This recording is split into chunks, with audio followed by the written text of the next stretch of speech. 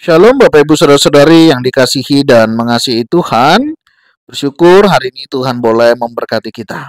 Mari sebelum kita membaca merenungkan firman Tuhan, kita berdoa. Tuhan, terima kasih, kami bersyukur karena Engkau boleh memberkati kami. Kami boleh ada sebagaimana kami ada, ini semua karena berkat dan kemurahan-Mu. Sebentar kami akan membaca dan merenungkan firman-Mu, berfirmanlah dan biarlah kami mengerti apa yang menjadi kehendak-Mu di dalam hidup kami. Kami berdoa di dalam nama Tuhan Yesus Kristus. Haleluya. Amin. Ayat firman Tuhan hari ini terambil di dalam kitab Injil Lukas. Lukas pasal yang kelima, ayat yang ke-17 hingga ayatnya yang ke-26. Saya akan membacakan ayatnya yang ke-20. Ketika Yesus melihat iman mereka, berkatalah ia, "Hai saudara, dosamu sudah diampuni." Amin. Demikianlah firman Tuhan. Mari kita merenungkannya. Bapak Ibu Saudara yang dikasihi dan mengasihi Tuhan, perikop hari ini berbicara tentang orang lumpuh disembuhkan. Ya, satu hari Yesus mengajar, ada beberapa orang Farisi dan ahli Taurat di sana sedang duduk mendengarkan pengajaran Yesus. Mereka datang ya dari berbagai desa yang ada di Galilea dan Yudea dan juga dari Yerusalem. Dan bersyukur ya Tuhan mengerjakan sesuatu di sana. Nah, kemudian datang beberapa orang mengusung seorang lumpuh di atas tempat tidur ya, di mana mereka berusaha membawa orang lumpuh ini masuk meletakkan di hadapan Yesus. Namun karena mereka itu tidak dapat membawanya masuk ya, berhubung dengan banyaknya orang di situ, maka naiklah mereka ke atap rumah lalu membongkar atap rumah itu dan menurunkannya. Dan kemudian tibalah orang yang lumpuh itu di depan Tuhan Yesus. Nah, menarik ya, Yesus berkata, "Hai saudara, dosamu sudah diampuni." Nah, Bapak Ibu Saudara, saya fokus di ayat ini. Sebenarnya ada banyak pelajaran di dalam ini, tapi saya mau mencoba melihat tentang bagaimana sakit ya. Sakit itu macam-macam. Ada karena kelemahan fisik, ya. Sehingga kalau orang sakit karena kelemahan fisik, yang dibutuhkan apa? Ya istirahat. Memang dia butuh full istirahat.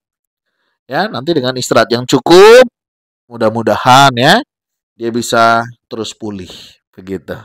Tetapi ada juga sakit itu dikarenakan eh, kelalaian ya, karena kelalaian kita, apakah kurang cukup istirahat atau pola makan yang salah begitu ya, sehingga kita mengalami benar-benar sakit begitu. Secara medis kita didiagnosa memang sakit. Nah, kalau demikian memang sakit itu karena hal itu dan itu dibutuhkan untuk obat dokter ya, harus dirawat dan lain sebagainya.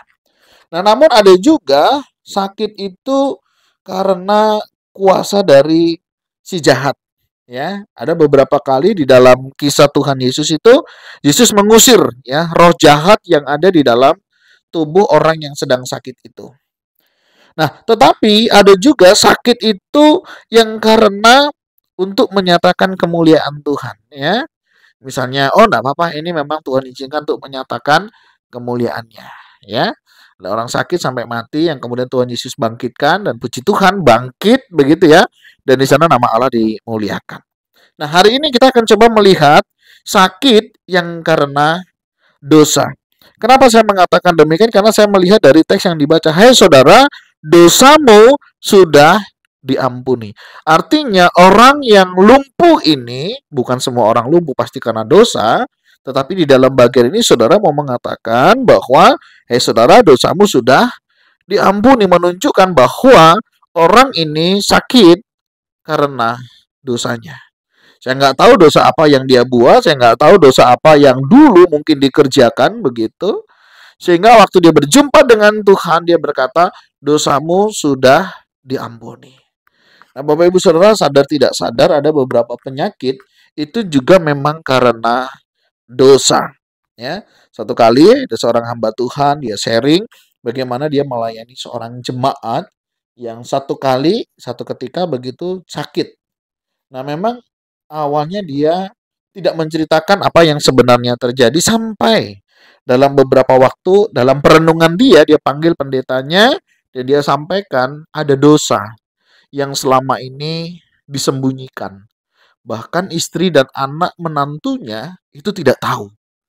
Dan di hari itu dia ceritakan semuanya, dia selesaikan semuanya ya di hadapan hamba Tuhan dan juga di hadapan keluarganya. Walaupun sebenarnya pendeta ini sudah berusaha untuk mengerem, untuk tidak membuka luka itu di tengah keluarga. Tapi si bapak ini dia dengan sadar dan dia mau menyadari kesalahannya, dia ceritakan di hadapan istrinya dan juga anak dan menantunya akan kesalahan yang dia perbuat. Ada memang rasa kecewa dari keluarga, marah, sakit hati.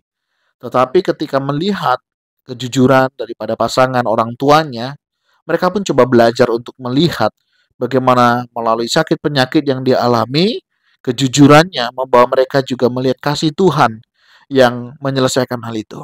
Memang tidak berselang lama Bapak Ibu Saudara, setelah dia menyelesaikan dosa-dosanya, dia pun kembali menghadap Sang Penciptanya.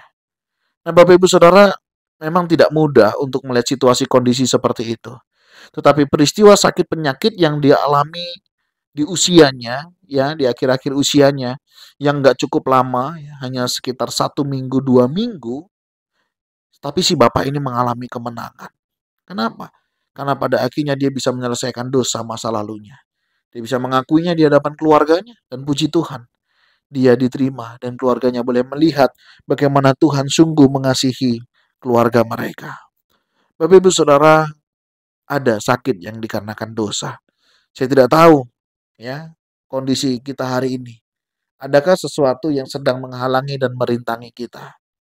Adakah dosa-dosa masa lalu yang kita sadar tidak sadar berbuat di dalamnya? Mari Bapak Ibu Saudara, kita datang kepada Tuhan. Kita memohon pengampunan daripada Tuhan dan kita selesaikan di hadapannya. Jangan sampai dosa-dosa ini justru akan menghalangi berkat-berkat yang seharusnya kita terima dari Tuhan. Ya, karena dosa bisa menghalangi berkat-berkat yang datangnya dari Tuhan. Nah, jika ada, ya, jika ada, kalau tidak ada tidak apa-apa. Tapi jika ada karena dosa, mari kita selesaikan di hadapan Tuhan. Dan kita minta Tuhan mengampuni kita, menyelesaikan dosa-dosa kita. Apakah itu disengaja ataupun itu tidak disengaja oleh kita yang tanpa kita sadari.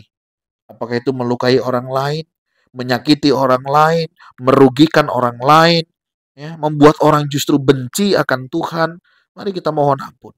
Dan kiranya Tuhan yang setia dan adil itu akan mengampuni setiap dosa dan pelanggaran kita di hadapannya. Dan biarlah kita boleh menyelesaikan akhir kehidupan kita dengan penuh kasih dan damai sejahtera yang datangnya dari Tuhan. Tuhan, terima kasih. Kami bersyukur hari ini Kau mengingatkan kami. Jika ada Tuhan, Kau dapati dosa-dosa yang tersembunyi atau yang kami sembunyikan. Kami memohon pengampunan-Mu ya Tuhan. Ampuni ya Tuhan. Apakah itu di unsur kesengajaan ataupun tidak sengaja. Yang kami tahu ataupun yang kami tidak tahu. Ampuni ya Tuhan.